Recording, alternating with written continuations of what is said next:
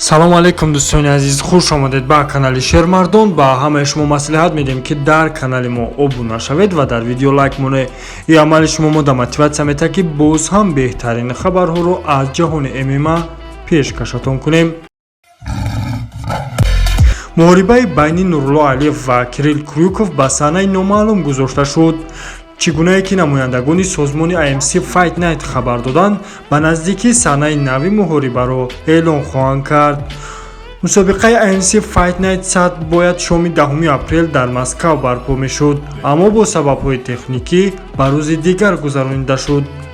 инчунин эълон карда шуд ки муҳориба бе тамошобин барпо хоҳад шуд.